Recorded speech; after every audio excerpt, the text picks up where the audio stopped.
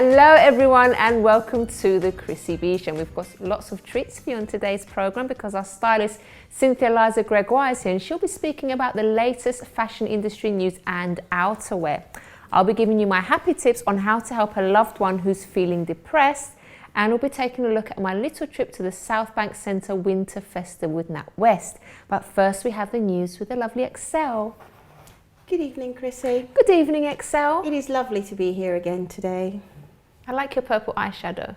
Thank you. I think it's become somewhat of a trademark now, but Yes. I think we're matching Yes, today, we so are. that's Oh, lovely. that's good. I did it for you. Oh, I like your Christmas jumper too, little snowflake. I did try to, keep with the trend of, it was Christmas jumper day on And the Friday, snowflake so boots. Wow, she's really got it going I on just today. thought I'd get all wintered up today. I thought I might make Cynthia proud of me.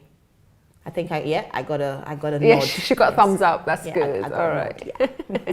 So, do we have some news? Indeed. I thought I'd start off with something slightly hilarious. We've often talked about how someone could be, if I ever use the expression, gosh, how could someone be so silly? How could you not think? And et cetera, et cetera. US scientists have apparently come up with a stupid gene.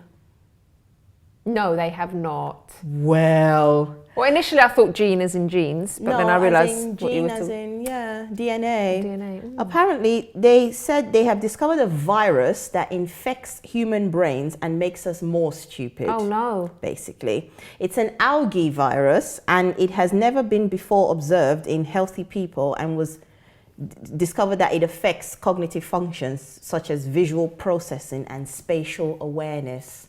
So when someone's a bit, oops, oh, sorry, oh, clumsy, well, yeah. Got that. Indeed. University of Nebraska is where this was discovered. It was a team made up by the medical school there as well as the University of Nebraska, and they undertook a separate study into the microbes of the throat, and they discovered that the DNA was present in the throats of healthy individuals, and apparently 90 participants took part, 40 tested positive for this virus. Oh. And it was then proved that those who had tested positive performed worse on tests that were designed to measure visual processing and attention spans. So yeah, so apparently, so we can say that, someone's got the stupid gene. No, not really. So that was interesting, so I thought I'd highlight that, but not an excuse for when you're being silly, people. Yes. Yes. Well, on to something else now. A 90-year-old grandmother has stunned her family by going for a tattoo. Oh no.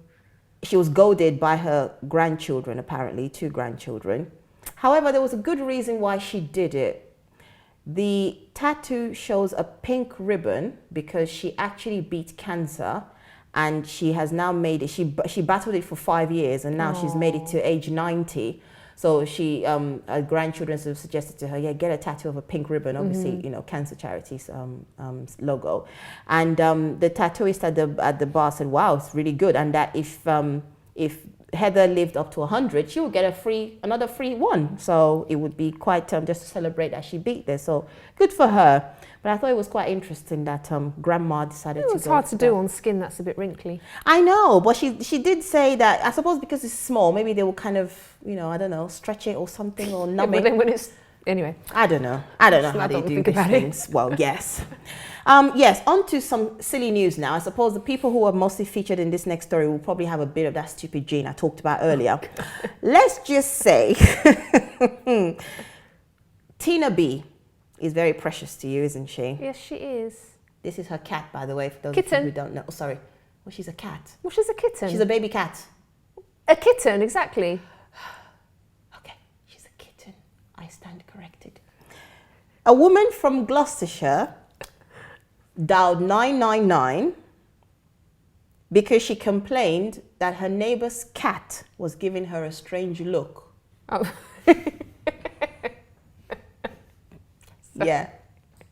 Yeah.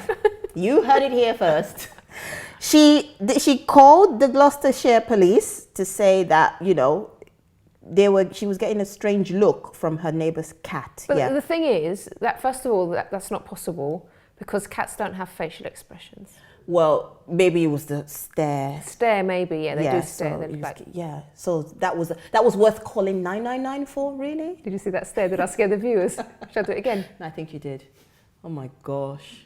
Scary? Tina B has been teaching Chrissy B some tricks. Please do not call 999. She's just joking if you're watching from Gloucestershire.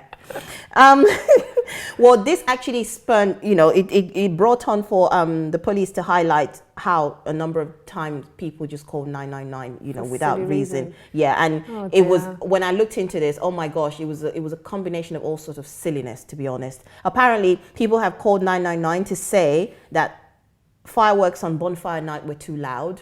Oh, for goodness sake. Yeah. And 999 obviously is the emergency number. There's also another one, the 101 for the less emergency, but you still want to get through to someone. But even then, you're not really still need to abuse that system either. But 999 is life-threatening emergencies. Yeah. And I discovered, love my social media, I discovered then that police in Scotland wanted to prove a point about people wasting time, and so they actually lined up a number of tweets on their Twitter page, and it was all hashtag 999 police Scot, and they took down a number of things. Somebody called 999 to complain that a dog stopped to urinate in their clothes as it passed by. Oh dear. So I think these people should be fined. Like, what are we meant to do about it? Seriously, I really think these people should be fined. Exactly. It's just ridiculous. And then another one says, a caller asked where she could get one of our police officers' tops for her daughter's non-police job. Right. Really? Another call from a concerned mother. Her son was stopped and had his cannabis taken away from him, and she was requesting it back. Oh my goodness. Oh my goodness. No, seriously. Really? No. Really? Another caller said water... Definitely have the stupid gene. Seriously. That's why I had to say it first, so that we kind of sympathize with these people now we're hearing this. Another caller said water was coming in through their ceiling, and they thought that the water should be charged with breach of peace. Really? Another person called to complain that they put the £5 of fuel, £5 in money of fuel they put in their car, did not move the fuel gauge from 0. And they said it was fraud. Oh dear. Oh dear. Oh, this is not... I feel sorry for the police having to deal with these. Seriously. They must have a laugh as well. This is just something that I just find absolutely frustrating. But seriously, this is nothing, Another one called to say seagulls were misbehaving. Seagulls are very loud birds, right? You know seagulls? They wanted them charged with breach of peace. Oh, stop it. That's Another ridiculous. one called to report a fox in their garden. And we were advised that it was not a police matter. But they said, well, but I'm afraid of dogs. What? It's a fox, not a dog. But you're afraid? Deal with your fear of dogs. Don't call the police for that. Another one called at Christmas. Don't do this. How long does it take to cook turkey? Oh, you're joking me. Yeah. Yeah. That is stupid. Another one really stupid. Oh, I think this is just hilarious. Another man called 999 to say that he received a letter asking him to attend hospital on Tuesday, the 6th of February. Yeah? He died to say Tuesday wasn't the 6th. Okay. Seriously. Please leave the police alone and stop dialing 999 for ridiculous reasons. People. Absolutely. And I think there's another one here. I think I found, somebody called the police to say his wife wouldn't let him have the remote control. Oh. Really? Really? Really? And I think, when I found these tweets as well, they did sort of say, look, they had to give us all these examples because hearing it sounds ludicrous. You think surely no one would do that, but people actually genuinely do this. And these are just a few out of hundreds of really, really silly ones. And to round up though, on the page, they said, look, the 999 calls may seem humorous, but remember they have a serious impact on the response times to genuine emergency issues. Our team play a huge role in keeping everyone safe, but examples of time-wasting 999 calls do not make it any easier. Please do not misuse this service. And I think, especially in this holiday season when people get a bit, you know, somehow because they get all crazy with celebrations, we have to be, because I think this is particularly a time as well to get a high rise of things like that. Like the person asking how long it takes to cook turkey, like why would you even ask that? So it's about being really, really conscious of the fact that don't waste police time, because it's very precious. Someone else who really needs it, could be your family member who really needs that, and you're holding them up, asking them about how long it takes to cook turkey. So, you know. Excel, you're going to join us afterwards because we've run out of time. So thank you very much, Excel. You're going to stay with us with more news later on. Okay, so do stay tuned, because after the break, Cynthia Liza Gregoire will be updating us on the latest news in the fashion industry and outerwear, and we'll take a look at my visit to the Southbank Centre Winter Festival with Nat West.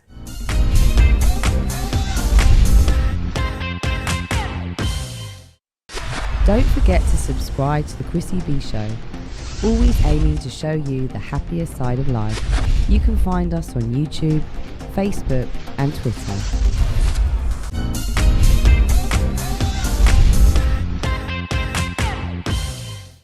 Welcome back. We're going to go to our styling section in just a moment, but first of all, let's take a look at this fitness tip from Jane Rafter.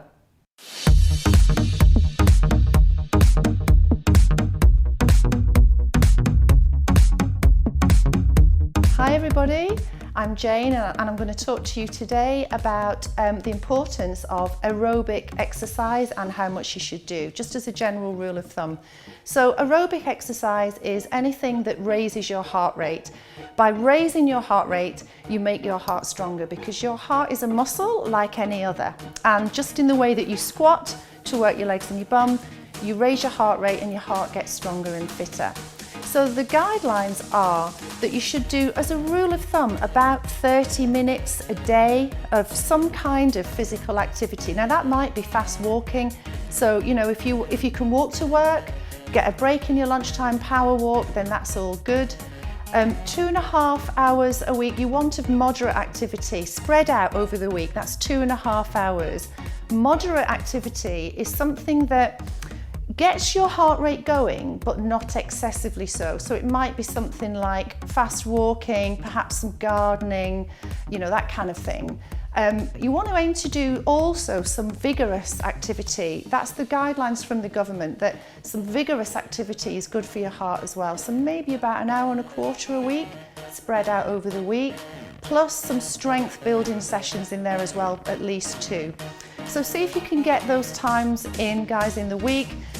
Little bits and pieces, it all adds up, and you know, your heart will be stronger for it. Okay, see you next time.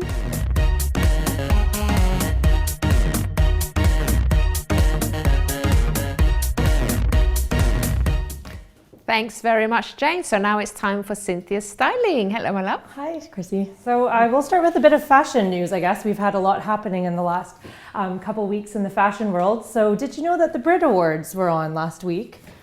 And were they? Yeah, the Brit Fashion Awards. And people in industry, basically, they come together, young and old. Like we had like Twiggy on there, which is super cool because she was really famous in the 60s. And you have current people like Vogue editor Anna Wintour, who got an award by John Galliano, who's now creative director for Mason Martin Margiela. So it was really this get together of all the people in industry. So that was kind of cool. And shortly after, we had the Victoria's Secret fashion show, which of course everyone is a big highlight of the year. I didn't catch it though, actually. Oh, I didn't know. No. So anyways, on to today's segment. I'm going to talk about outerwear today because, I mean, we are mid-December and it is quite chilly. And I think that the choice we make when we leave the house for winter jacket is quite important, isn't it? Because it gets dark and cold very quickly. So I just actually have one graphic that I'm going to show today. Basically, when you're looking at a winter jacket and when you think about style, I'm going to show something called the diffusion of innovation. So you can see here it's sort of like a bell-shaped curve with, at the beginning, you have what's called early adopters and the early majority of people. And then you have the late adopters, and then at the very end of that, that's laggards. So what I'm going to apply this diffusion of innovation to is the way people adopt fashion trends. So let me give you an example that's not fashion. Let's say the iPhone, for instance. If you were somebody who got the iPhone 3G right when it came out in 2008, you would be on the beginning half of that bell-shaped curve because you were an early adopter.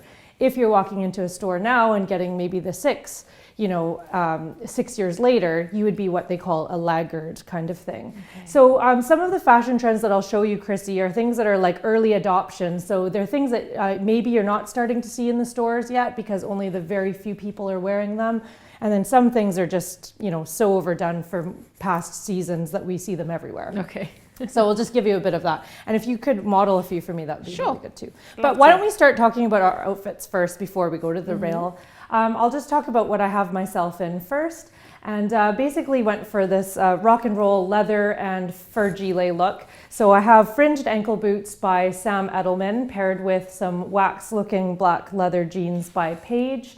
I just put just a normal long sleeve cotton white shirt, layered a lot of necklaces, and then I put this laser cut. This would be like an early adopter piece, this laser cutting that you're going to see a lot of in the coming seasons. And so it's just really intricate detail laser cut into the leather. It's really nice.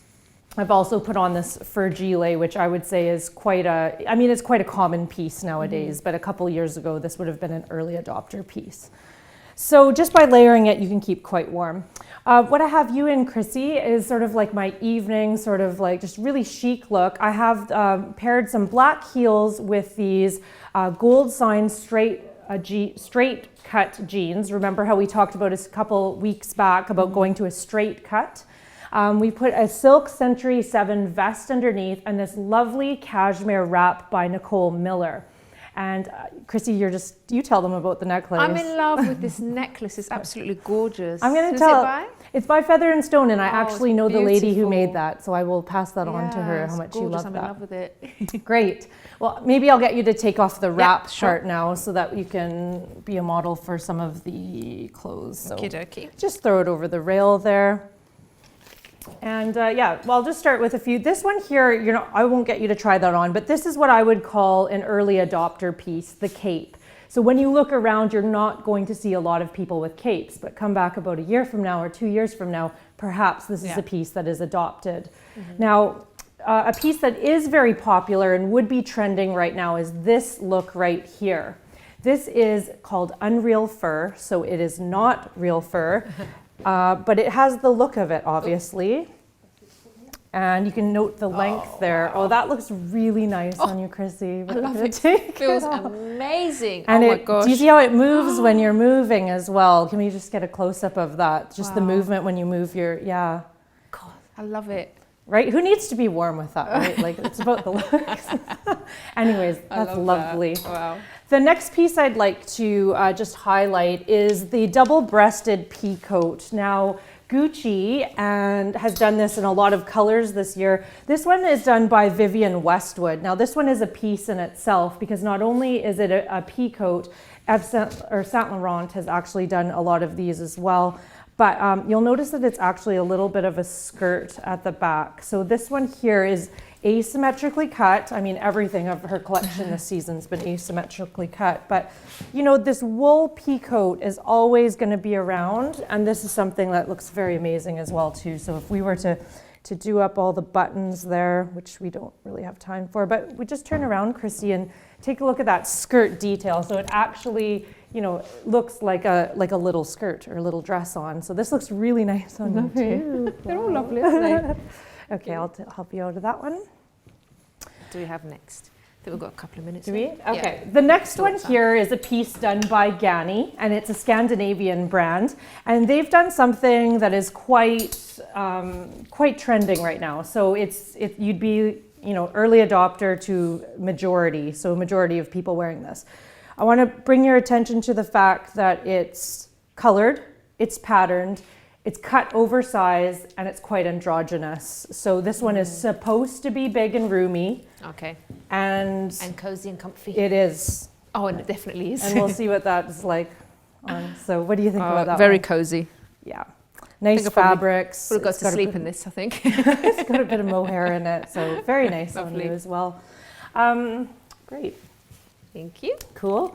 Next we have This one here is a poncho, and if you caught my segment on ponchos, gilets, and capes, this is one again that I think will be very popular, you know, now and in seasons to come. And it's just like really, you know, a nice color. You've got this nice sharp edges here. Remember, a poncho is cut like a rectangle, a cape is cut like a circle. So this one can be a little bit more difficult to wear. It doesn't have pockets, and do you see how it's a bit long and big sort of thing? But so it just makes you want to sort of run. it is quite cool though. You can just leave that on for the rest of the Okay. segment. Okay.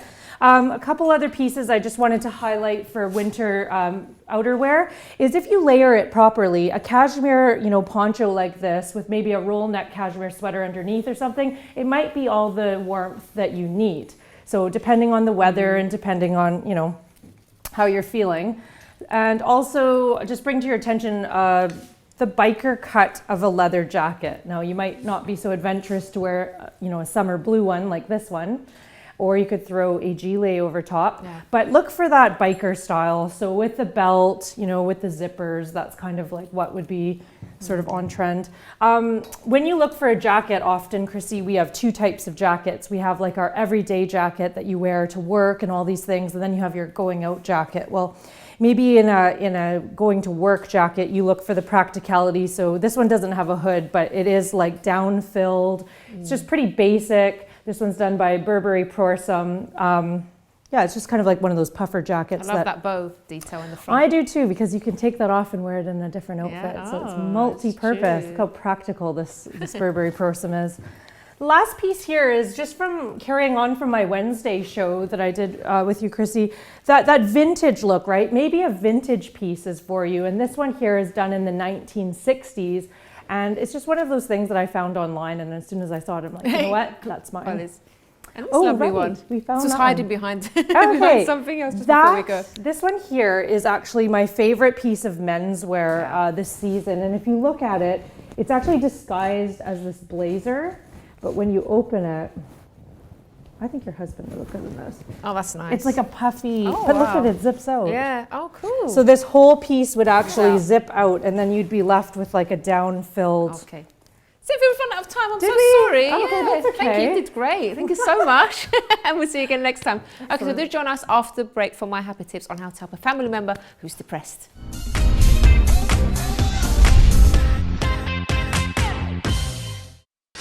Don't forget to subscribe to the Chrissy B Show, always aiming to show you the happier side of life. You can find us on YouTube, Facebook and Twitter.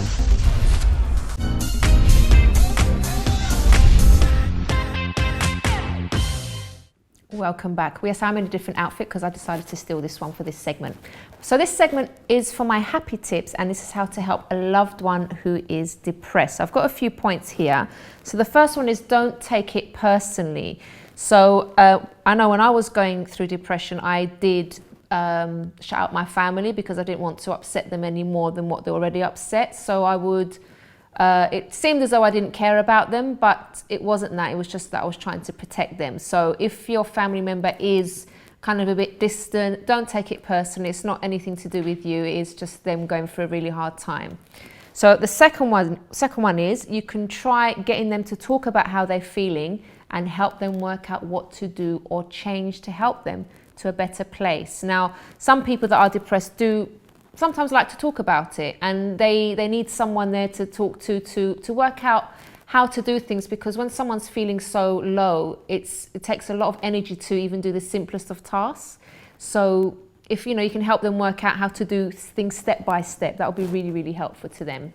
Number 3, be sensitive to their needs. As I said earlier, they don't always want to talk, but sometimes all they need is an actual hug. Other times they'll just need to, for you to spend time with them. As I said, when I was going through it, there were times when I needed to be around people, even though I wasn't talking about how I was feeling, but I needed to be around other human beings just to kind of make me feel better, basically. So be sensitive to what they need at the time. And if you're not sure, you can ask them.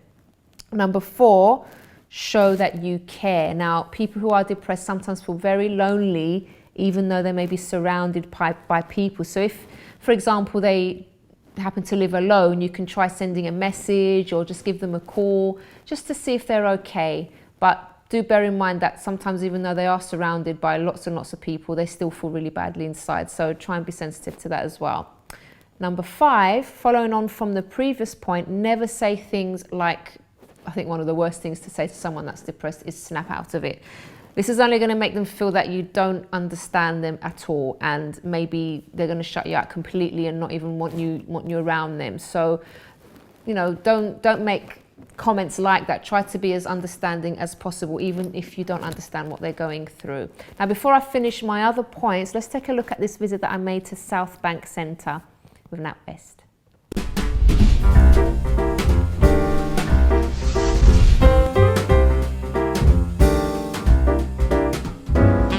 Today I'm at the Southbank Centre Winter Festival with NatWest, and we're just going to have a little go on this delightful little train here that's going to take us along the river. So this is something nice that you can come and do for Christmas time, especially if you have children. So let's go and check it out.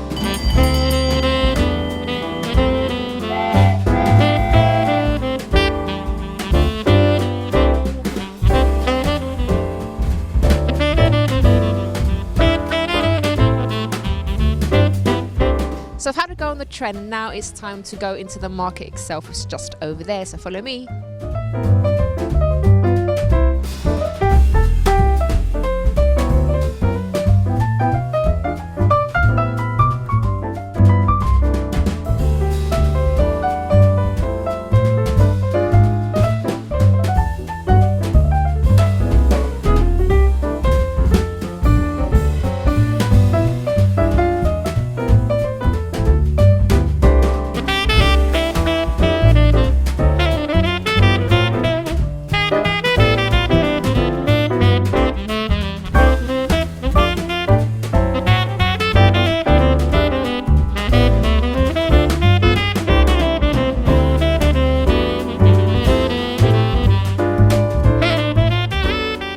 Christmas without a reindeer.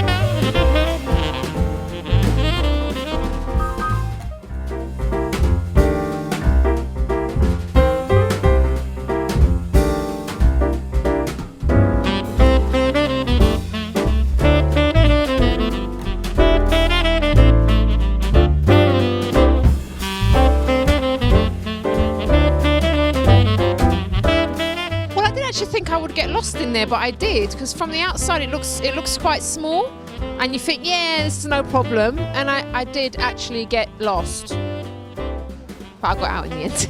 It was fun though.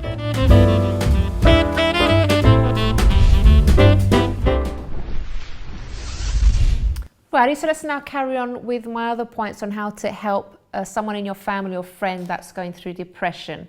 So number 6 is find out what their triggers are and encourage them to take action before it gets worse. So for example, if you notice that your loved one starts to feel worse when they watch like sad films or films that remind them of something, when you see that happening, you can intervene immediately. Say, maybe we should watch something else, or let's go out for a walk. So you're kind of looking out for them, but also trying to get them to realize that when their depression gets worse. So that will be really helpful to them. Number 7, if you are dealing with someone that's, you know, severely depressed, often they don't have the energy to do, like, as I said before, they don't have the energy to do the slightest, simplest task. Even taking a shower is a big deal.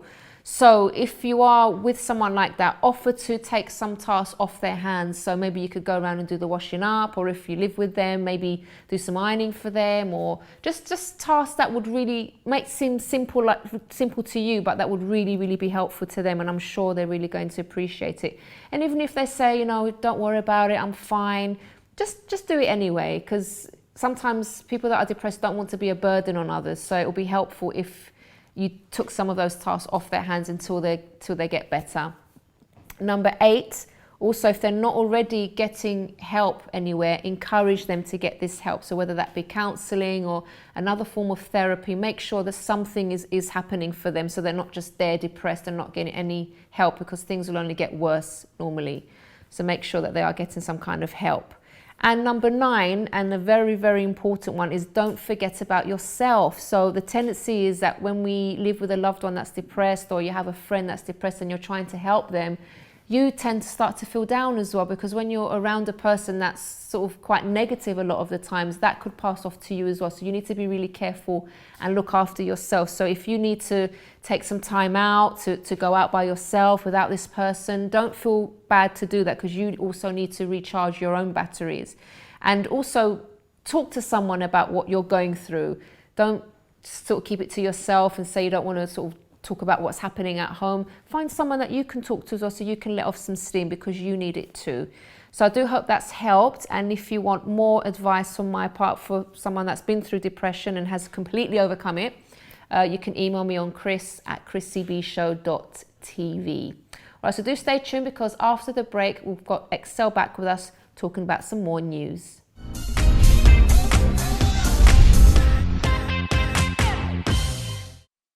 Don't forget to subscribe to the Chrissy B Show, always aiming to show you the happier side of life. You can find us on YouTube, Facebook and Twitter.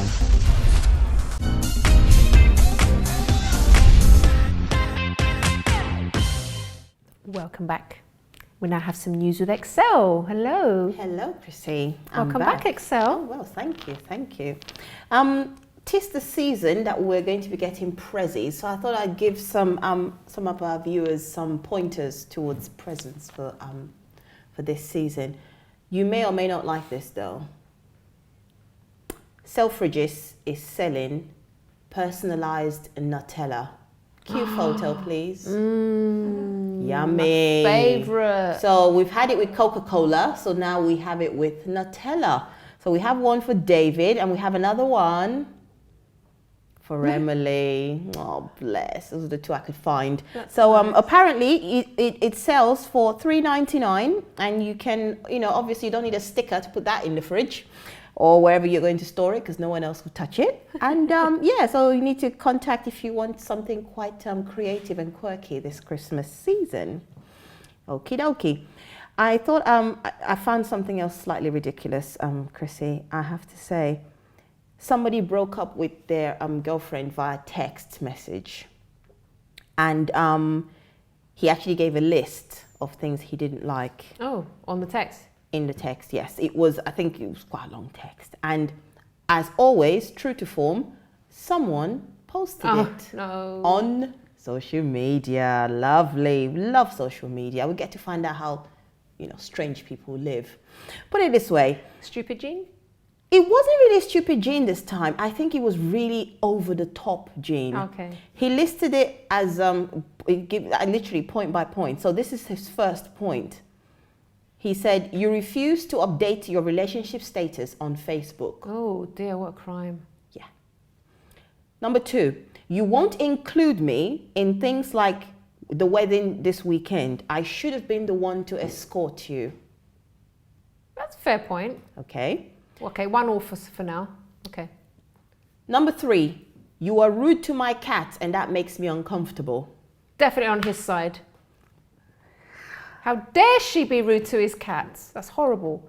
Point number 4, you do not share your time equally, and by now your boyfriend should be taking priority. But you'll find out how long they've been dating in a minute.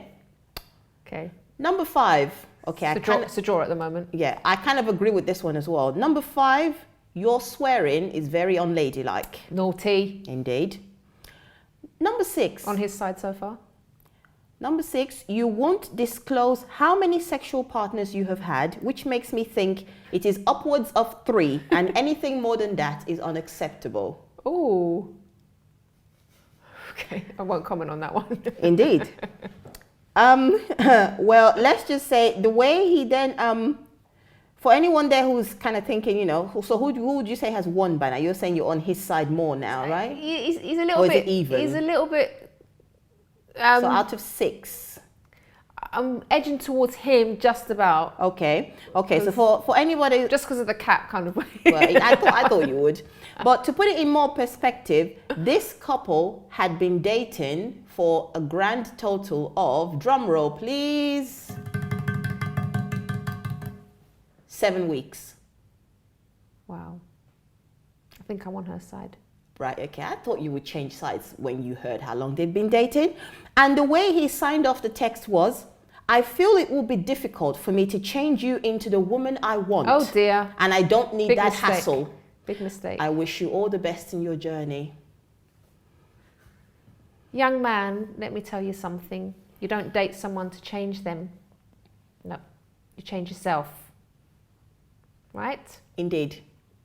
So you should date someone that you actually like and you actually approve of and you actually, you know, enjoy their company and who likes cats. That would be a good move. That would be a very good move. Okay, I think I've just got a collection of stupid stories today. This next one is hilarious. A bus driver was asked to supply a urine sample for drugs test. This is in Egypt, by the way, because apparently over there, when people want to sort of work through the night, they tend to take prescription drugs like painkillers that keeps them awake for some reason. So the bus company started to take random urine samples from the drivers for them to provide. So he provided a urine sample for drug test, and he thought he had cheated the system because he provided his wife's urine sample, urine instead. And the company actually ascertained from him, look, is this sample from you? You know, can you confirm? Yes, certainly it is from me. Okay, so the man was given the very good news that he was pregnant. Oh. Indeed. Oh. So whether he knew that his wife was pregnant or not, he actually then ended up finding out because the news report doesn't say that. So next time, I'm sure he would try and provide the right sample this time because, I mean, last week I talked about Chinese men having, you know, labor pains. Now it's an Egyptian man providing the pregnant urine sample. What's happening to the world? Indeed. Well, I have a photo here that was, when I saw this, was quite hilarious. When parents go to see their children playing sports, sometimes they turn into, seriously, I'm sorry, I have to say, some parents turn into animals when their children are playing sport. Soccer moms literally would claw at the mother of the person who's probably tackling their son on the field, and they it turns to a blood sport. So in the West Midlands, a sign was put up in a children's under-7s rugby match. And if we cue the sign, it is absolutely hilarious. It is a simple sign, yet very, very effective. Please remember, these are kids.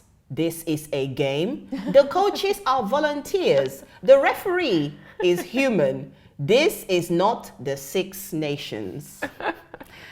I think some parents need to be reminded because, yeah, indeed, because you don't really want, because the way sometimes they shout insults, because it even says sometimes the parents get shout insults, they threaten the referee, they tell them that, you just think, after the match, they're friends again. Yeah. But while the match is going on, when poor Johnny is getting tackled or ruffled or whatever, ooh, they don't like that. Well, the thing, I can kind of understand that, because once I went to the park with a friend of mine who's got a little girl, and she was on this slide.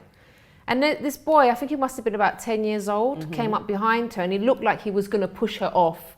So when I saw this, I kind of just reacted and I went, "Oi!" but really screamed. So this little boy, the poor thing, he just looked so startled. And my friend said to me, "All right, Chrissy, calm down. It's okay, don't worry, everything's all right." But I just reacted because I really thought he was going to hurt her. Yeah. And I'm not even her mum. Can you imagine?